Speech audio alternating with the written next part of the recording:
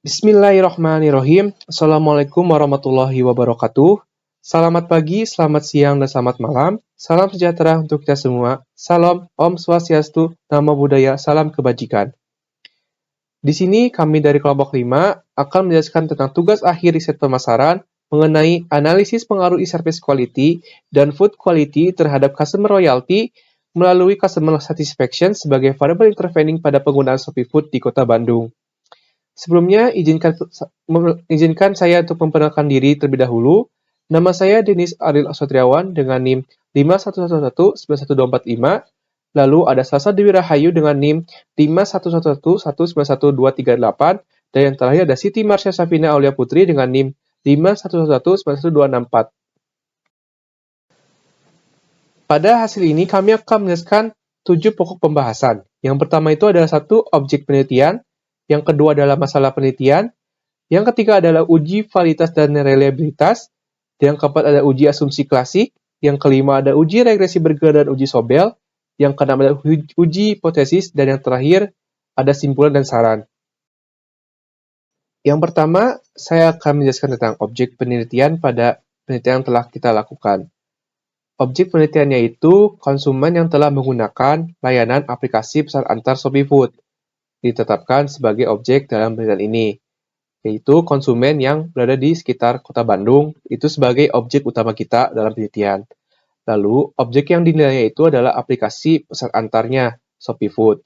Nah, aplikasi ini dijadikan sebagai objek penilaian penelitian oleh kami.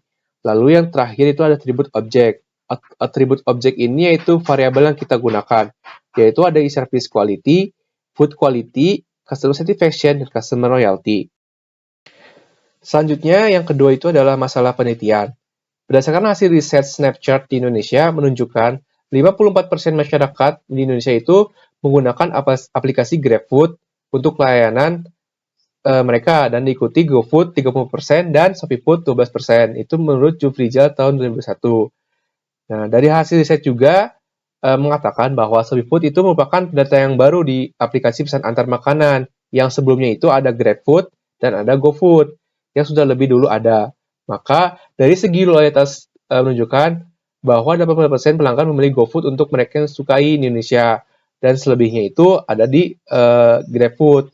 Nah, perlu diketahui bahwa dengan adanya ShopeeFood sebagai pendatang baru, maka jumlah layanan mereka pun masih sangat kecil dan digunakan oleh masyarakat Indonesia gitu, yaitu sebesar 12%. Maka inilah yang dijadikan dasar oleh penelitian kami.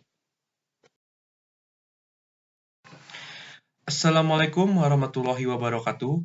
Perkenalkan, nama saya Denis Aril Asotriawan dengan NIM 5111191245. Di sini saya akan menjelaskan tentang hasil uji reliabilitas dan hasil uji validitas. Selanjutnya, pada tabel ini adalah hasil dari uji validitas dan hasil uji reliabilitas. Yang pertama itu pada variabel e-service quality. Hasilnya bahwa R hitung lebih besar daripada R tabel, yaitu 0,329. Maka, setiap butir pernyataan pada e-service quality dinyatakan valid. Lalu, untuk nilai hasil reliabilitas, nilai Cronbach alpha sebesar 0,859, yang berarti lebih dari 0,80. Maka hasilnya dinilai baik. Selanjutnya, untuk variabel food quality, nilai R hitung itu lebih besar daripada nilai R tabel, sama seperti e-service quality. Maka setiap pernyataan butir pada food quality diterima dengan baik atau valid. Lalu untuk nilai Cronbach alpha-nya sebesar 0,887, yang berarti dinilai baik. Selanjutnya yang terakhir ada variabel ketiga dan keempat, yaitu customer satisfaction dan customer loyalty. Pada customer satisfaction, hasil uji reliabilitas R hitung lebih besar daripada R tabel, sehingga butir pernyataan pada hasil uji validitas itu diterima semua atau valid. Nah, lalu untuk nilai Cronbach alpha pada customer satisfaction itu sebesar 0,881, yaitu lebih dari 0,80, maka dinilai baik. Dan yang terakhir untuk customer loyalty, nilai R hitungnya itu lebih besar daripada R tabel, maka setiap pernyataannya tersebut valid, dan nilai Cronbach alpha-nya sebesar 0,768. Nah, dalam reliabilitas kisaran 0,7 itu dapat diterima. Baik, untuk pembahasan selanjutnya mengenai hasil uji asumsi klasik yang akan dijelaskan oleh saya sendiri, yaitu Siti Masyarakat Putri dengan di belakang 264. Next. Selanjutnya di dalam uji asumsi klasik itu yang pertama akan menguji uji normalitas. Nah, kami menggunakan Kolmogorov-Smirnov untuk menguji normalitas. Nah, terdapat dua persamaan. Yang persamaan pertama yaitu e-service quality dan food quality terhadap customer satisfaction. Persamaan kedua adalah e-service quality, food quality, dan customer satisfaction terhadap customer loyalty.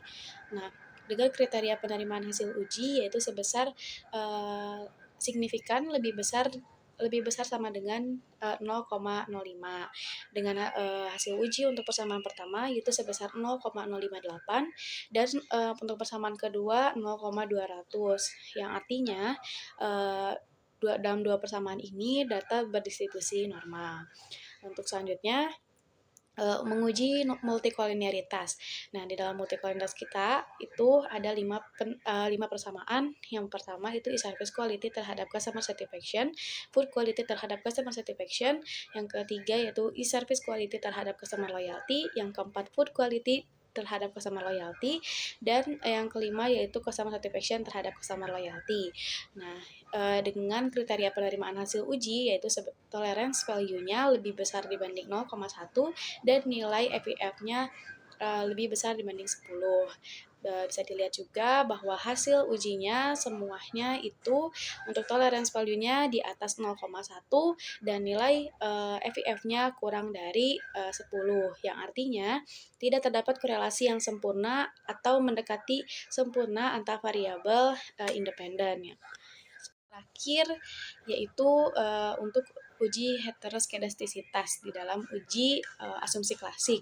Nah, kami menggunakan uji Renz-Spearman untuk menguji heteroskedastisitas ini.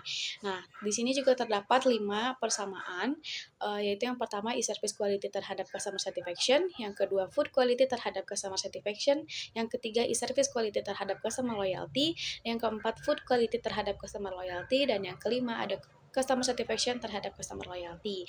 Nah, dengan kriteria hasil ujinya yaitu signifikan lebih besar sama dengan dari 0,05.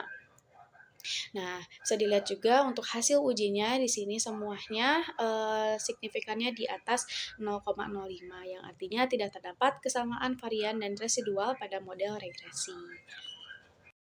Nah, untuk pembahasan selanjutnya kita akan membahas mengenai uji regresi berganda dan uji Sobel. Next. Ya, baik selanjutnya di sini saya akan menjelaskan mengenai hasil analisis regresi berganda. Nah, di dalam penelitian ini juga terdapat 2 persamaan regresi berganda, yaitu yang pertama pengaruh e-service quality dan food quality terhadap customer satisfaction. Nah, berdasarkan hasil analisis regresi berganda persamaan 1 dapat diketahui bahwa nilai T hitung pada e-service quality itu sebesar 3,813, sedangkan nilai koefisien betanya sebesar 0,166. Artinya, variabel e-service quality berpengaruh positif dan signifikan terhadap customer satisfaction, dan dapat dilihat juga T hitung lebih besar dibanding T tabel, yaitu 3,813 lebih besar dibanding 1,975. Nah, selain pada hasil analisis regresi berganda persamaan 1, dapat diketahui juga bahwa nilai T hitung pada food quality sebesar 6,225, sedangkan nilai koefisien betanya sebesar 0,249. Artinya, variabel food quality berpengaruh positif dan signifikan terhadap customer satisfaction, dan dapat dilihat juga bahwa T hitungnya lebih besar dibanding T tabel, yaitu sebesar 6,225 lebih besar dibanding 1,975. Lalu selanjutnya ada persamaan yang kedua yaitu e-service quality, food quality, dan customer satisfaction terhadap customer loyalty. Nah, mengacu juga pada hasil analisis regresi berganda yang kedua, untuk persamaan yang kedua, diketahui bahwa e-service quality itu berpengaruh positif dan signifikan terhadap customer loyalty. Dapat dilihat dari koefisien beta sebesar 0,064 yang juga didukung oleh nilai T hitungnya sebesar 2,587, di mana lebih besar dari T tabel yaitu 1,957. Dan food quality tidak berpengaruh positif dan signifikan terhadap customer loyalty. dapat dilihat dari koefisien beta sebesar 0,0616 yang juga didukung oleh nilai T hitung sebesar 0,647, di mana lebih kecil dari T tabel sebesar 1,957. Lalu, customer satisfaction berpengaruh positif dan signifikan terhadap customer loyalty, dapat dilihat dari koefisien beta sebesar 0,324 yang juga didukung dengan nilai T hitung sebesar 7,496, di mana lebih besar dari T tabel, yaitu 1,957. Selanjutnya di sini kita akan membahas mengenai uji Sobel. Nah, uji Sobel ini menguji peran customer satisfaction dalam memediasi pengaruh e-service quality dan food quality terhadap customer loyalty. Nah, bisa dilihat dari tabel di atas menggambarkan hasil uji peran customer satisfaction dalam memediasi pengaruh e-service quality X1 dan food quality X2 terhadap customer loyalty, yaitu Z. Berdasarkan uji Sobel tersebut, nilai T hitung customer satisfaction yang memediasi e-service quality sebesar 3,348278 yang artinya lebih besar dari T tabelnya, yaitu sebesar 1,975189. Dan customer satisfaction yang memediasi food quality sebesar 4,79907089 yang artinya juga lebih besar dari T tabelnya. Nah, dengan demikian customer satisfaction berhasil memediasi pengaruh e-service quality dan food quality terhadap customer loyalty. Baik, izin memperkenalkan diri, nama saya Salsa Dwi Rahayu dengan NIM belakang 238. Di sini saya akan mempresentasikan uji hipotesis. Nah, berikut sudah terlampir tabel hasil uji hipotesis.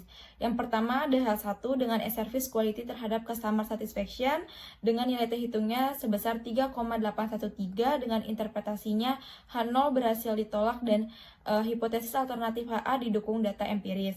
Yang kedua, ada H2 dengan food quality terhadap customer satisfaction dengan T hitungnya itu sebesar 6,225 dan interpretasinya H0 berhasil ditolak dan hipotesis alternatif HA didukung data empiris. Selanjutnya ada H3 dengan e-service quality terhadap customer loyalty dengan nilai T hitungnya itu sebesar 2,587 dengan interpretasinya H0 berhasil ditolak dan hipotesis alternatif HA didukung oleh data empiris. Selanjutnya ada H4 dengan food quality terhadap customer loyalty dengan nilai T hitungnya sebesar 0,647 dengan interpretasi H0 tidak berhasil ditolak dan hipotesis alternatif HA didukung oleh data empiris.